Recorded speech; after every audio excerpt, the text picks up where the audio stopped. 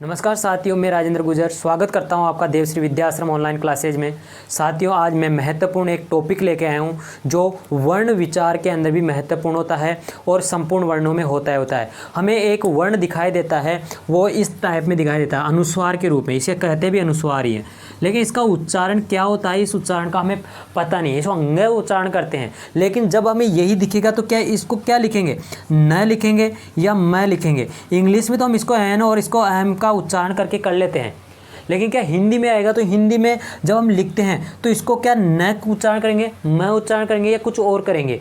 तो वही आज मैं आपके लिए लेके आया हूँ। सबसे महत्वपूर्ण पॉइंट है पंचमा अक्षर और कुछ अन्य और भी हैं। तो आइए हम चर्चा कर लेते हैं अपने टॉपिक पे। सबसे पहले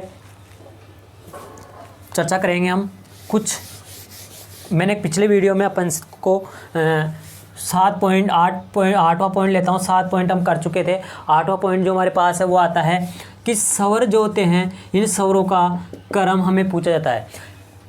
ए, आ, ई, ऊ, री, फिर आता है ए, आई, ओ और औ, ये होता है। लेकिन एक अनुस्वार जो होता है, यानी कि ये वाला जो आता है हमारे पास, ये और ये दोनों भी हमारे पास सबसे पहले यहाँ लिखे जाते हैं।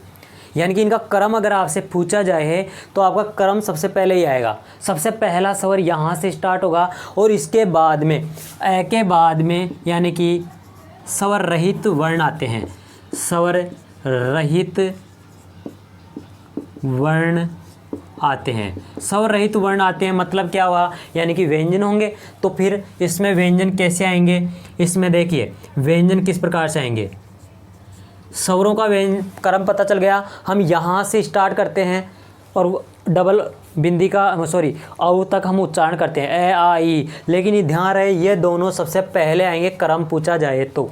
ठीक है। अब इस व्यंजनों की बात करें तो व्यंजनों में क के बाद क्या ख आएगा, ग आएगा, घ आएगा, न आएगा। आएगा क्या, बिल्कुल आएगा। लेकिन ध्यान रहे, ग के अंदर हमें क प्लस स से मिलके एक वर्ण बनाता श, तो वो श यहाँ पर आएगा। ध्यान रखना है, इसका ध्यान रखना है, ये इसका क्रम यहाँ रहेगा। ठीक है। च वाली लाइन की बात करें, च, छ, ज, झ और ङ। एक हमारे पास ज प्लस य से एक वर्ण बना था, ज और य से एक वर्ण बना था, वो क्या बना था, गे बना था। तो गे का यहाँ पर आएगा स्थान। ठीक है, गे का स्थान यहाँ आएगा। ठीक है। फिर ट, ठ, ड, ढ और न, इसका कोई इससे नहीं बनता, इसलिए यहाँ पर कोई वर्ण नहीं आया। ठीक है। इनको मैं इधर लिख देता हूँ जिससे आपको ध्यान रहेगा किससे मिलके बनाता, क प्लस श से क्या बनाता, श। ठीक है। और इधर ज प्लस ङ से मिलके क्या बना था, गे, इसलिए वो उसी की लाइन में आएगा। अब देखो त, थ, द, ध और न, इसमें भी क्या कोई बनाता, क्या त प्लस र से बनाता ना, क्या बनाता, त्र। तो अब वो क्या आएगा, त्र यहाँ पर आएगा।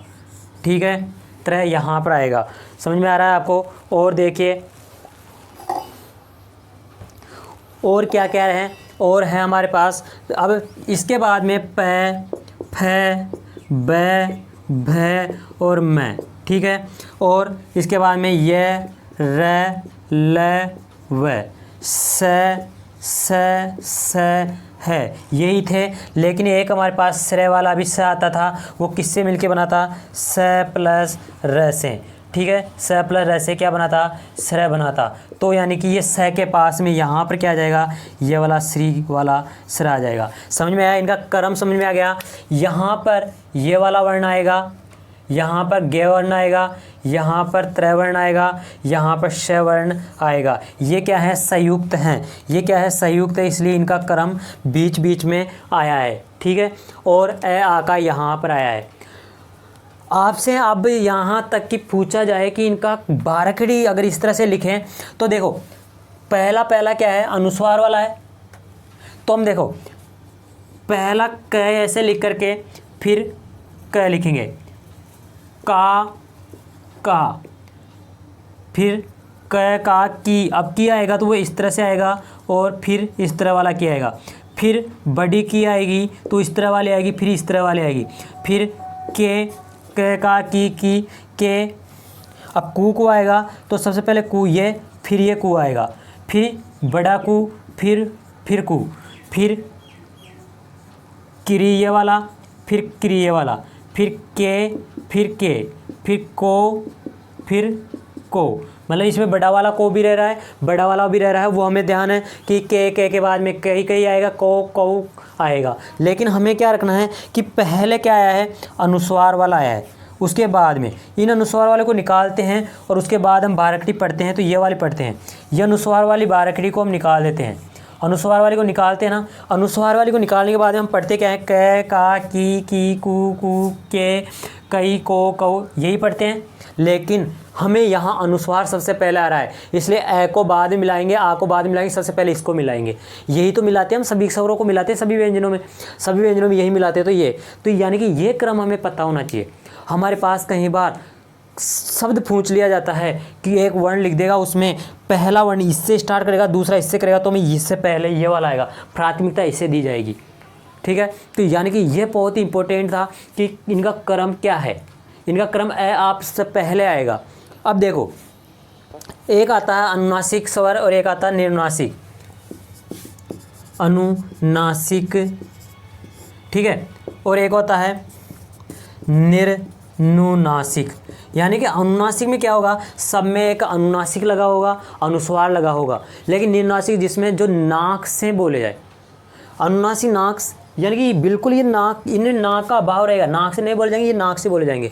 ठीक है, अब इनमें स्वरों को देखा जाए तो ए, आ, ई, ठीक है, ई, उ, ए, ओ, औ, इस तरह से ही आएंगे। यानी कि जहाँ पर ऑलरेडी एक मात्रा है वहाँ पर हमें अनुस्वार लगाना होता है, जहाँ पर एक मात्रा ऑलरेडी वहाँ अनुस्वार, और जहाँ अनुस्वार नहीं वहाँ चंद्रबिंदु, यानी कि ये वाला दोनों का अनुस्वार ही प्रयोग में होता है। ठीक है, तो ये पॉइंट था हमारा इंपॉर्टेंट जो आप देख चुके हैं। अब अगला नवा पॉइंट में लेने जा रहा हूँ, पंचमाक्षर, जो बहुत ही इंपॉर्टेंट है। उसको पहचानना मुश्किल हो जाता है हमारे लिए, उसे पहचानना मुश्किल हो जाता है कि कैसे पहचाने, कैसे उसे पहचानने के लिए मैं बहुत ही आसान तरीके से लेके आ रहा हूँ। आप देखिएगा कि कितने आसान तरीके से मैं आपको वो समझाऊंगा। देखिए, अगर आपने पहले भी इस अनुस्वारों का प्रयोग देखा है तो आप कमेंट में लिखते जाइए, यस लिखें कि हमें आता है, नहीं पढ़ा है पहले, नहीं देखा है, तो आप ध्यान से देखिए। क्या ले रहा हूँ मैं, पंचमाक्षर। पंचमाक्षर से मतलब है पांचवा अक्षर। अब पांचवा अक्षर क्या होगा, हमारे पास क्या आती है, एक वर्णमाला आती है जिसमें वर्ग बने रहते हैं। एक होता है क वर्ग, एक होता है च वर्ग, एक होता है ट वर्ग, एक होता है प वर्ग, एक होता है त वर्ग, प वर्ग, यही होते हैं। तो देखिए, इसके अंदर दो होती है, एक तो ऐसे गिना जाता है और एक गिना जाएगा ऐसे। ठीक है, ऐसे गिनेंगे तब तो 1 2 3 4 और 5 गिनती आएगी। इनको तो कहेंगे उनका अक्षर, प्रथमा अक्षर, द्वितीय अक्षर, तृतीय अक्षर, चतुर्थ, पंच, यानी कि पहला, दूसरा, तीसरा, चौथा, पांचवा, और पांचवे वाला है पंचमा। यही पांचवा वाला जो वर्ण आएगा वो पंचमा अक्षर होगा। ठीक है, और एक आता है हमारे पास वर्ग। ये क्या आते हैं, वर्ग आते हैं, क वर्ग, च वर्ग, ट वर्ग, त वर्ग, प वर्ग। मतलब यहाँ पर क, ख, ग, घ और न, इनको सभी को हलंत रखना है। फिर इसमें च, छ, ज, झ और ङ, ट, ठ, ड, ढ और न। फिर त, थ, द, ध और न, प, फ, ब, भ और म। ये सभी जानते हैं, हम पढ़ते भी आए हैं। मैंने दो बताया, इधर तो वर्ग होंगे, क वर्ग, ट, च वर्ग, ट वर्ग, त वर्ग, प वर्ग। इधर क्या होगा, उनका क्रम होगा प्रथमा, द्वितीय, तृतीय, चतुर्थी, पंचमी। पाँचवें नंबर पे जो अक्षर आए हैं उन्हें कहते हैं पंचमा अक्षर। इन्हें क्या कहेंगे, पंचमा अक्षर कहेंगे, पाँचवा अक्षर। ये भी जानते हैं पाँचवा अक्षर पंचमा अक्षर होता है। इसको हम उच्चारित करते हैं तो अनुस्वार करते हैं, इसका उच्चारण हम करते हैं तो एक अनुस्वार के रूप में करते हैं, अनुस्वार के रूप में इसका उच्चारण करते हैं हम, ये वाला उच्चारण जो अभी मैंने बताया था। ठीक है, लेकिन यह तो हम कर तो लेते हैं उच्चारण इनका पांचवें अक्षर के रूप में, लेकिन करेंगे कैसे, पहचानेंगे कैसे कौन सा है। देखिए, एक तो होता है हमारे पास अनुस्वार, ठीक है, और एक होता है हमारे पास ये खुद स्वयं अक्षर। एक तो ये अनुस्वार आ रहा है जिसका मैंने बताया था कि इसको अगर एन न उच्चारण करना है इसका तो एन से कर लेंगे, और इसका उच्चारण अगर म से करना है तो एम से कर लेंगे। ये तो हम पहचान जाएंगे। लेकिन कहाँ पर ये जब बिंदी रहेगी तो कहाँ पर उसे न बोलना है, कहाँ पर उसे ङ बोलना है, कहाँ पर उसे न बोलना है, कहाँ पर उसे न बोलना है और कहाँ पर म बोलना है। इस सब के लिए तो एन प्रयोग हो जाएगा अनुस्वार, लेकिन इसके लिए एम होगा। इंग्लिश में तो पहचान लेते हैं ऐसे, लेकिन देखते हैं अब इधर देखिए, आप कुछ शब्द लिख रहा हूँ मैं, ध्यान से देखना। एक शब्द है, यहाँ लिखता हूँ नीचे ही जिससे आपको समझ में आ जाएगा इसी के नीचे। एक तो है गंगा, ठीक है, एक तो क्या है, गंगा है। दूसरा शब्द हमारे पास खंजन, तीसरा है कंठ, और अगला पांचवा अक्षर है हमारे पास संबंध। चौथा संबंध है, चौथा शब्द है संबंध। देखिए, गंगा आप भी जानते हैं एक नदी का नाम है, ठीक है, और खंजन एक पक्षी का नाम है। अब देखो, यहाँ भी अनुस्वार है, यहाँ भी अनुस्वार है, यहाँ भी अनुस्वार है, यहाँ भी अनुस्वार है, यहाँ भी अनुस्वार। 5 अनुस्वार आ चुके। हम पांचों अनुस्वारों को नए उच्चारण करेंगे, या मैं भी करेंगे, या ये यही करेंगे। देखो, इनको जब तक इनके उच्चारण स्थान पता होना चाहिए आपको। इसका खंड है, पिछला वीडियो पढ़ाया है, ठीक है। खंड के बाद में इस वाले का तालु है, क्या है, तालु है। खंड तालु के बाद में इसका मूर्धा है, और इसका दंत है, इसका ओष्ठ है।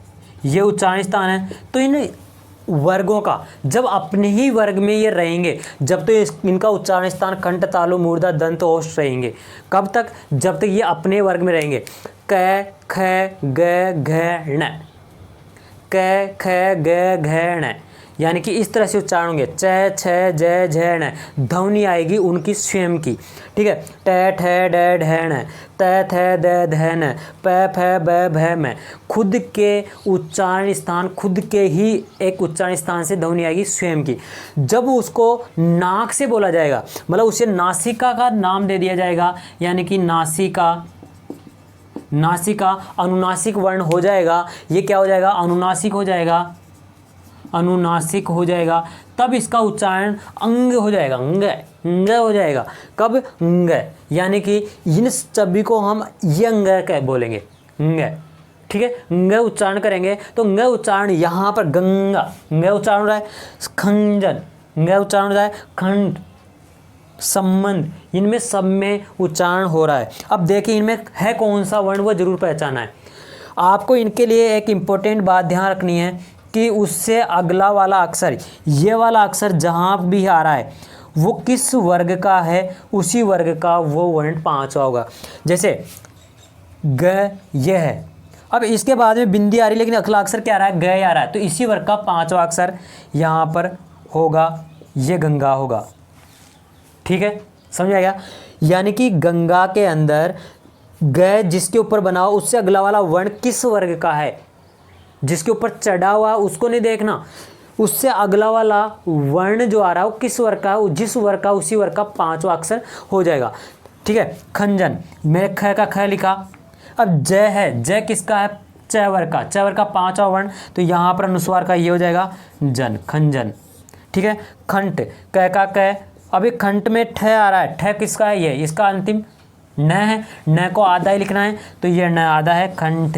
अभी भी आप इस खंठ इस तरह लिखते हैं, कई बार इस तरह लिखते हैं। ठीक है, संबंध, स का स, अब मैं के बाद, स के बाद में ब आ रहा है, ब ये रहा, तो इसका अंतिम वर्ण क्या है, मैं, तो इस ये वाला तो मैं, ये ऐसा हो गया हलंत।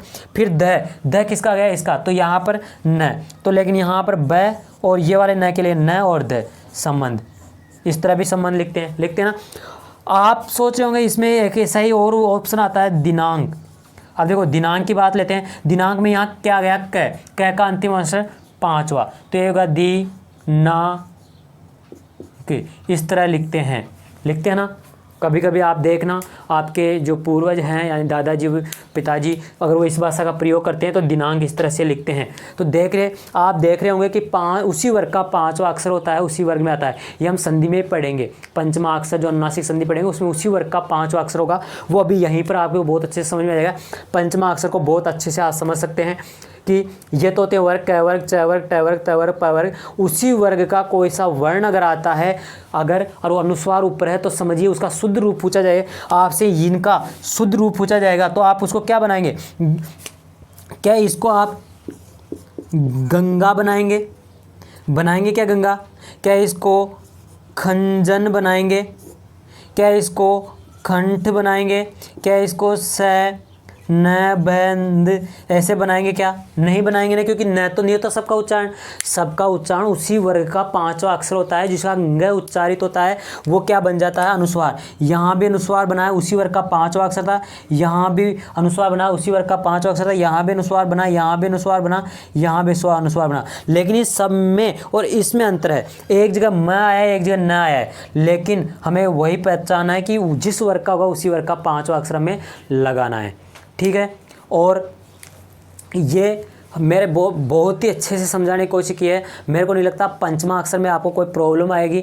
इसके बाद में हम मिलते हैं अब नया टॉपिक एक संधि लेकर के, तो आप मिलिए कल मेरे से इसी टाइम, मिलते हैं। जय हिंद, जय भारत।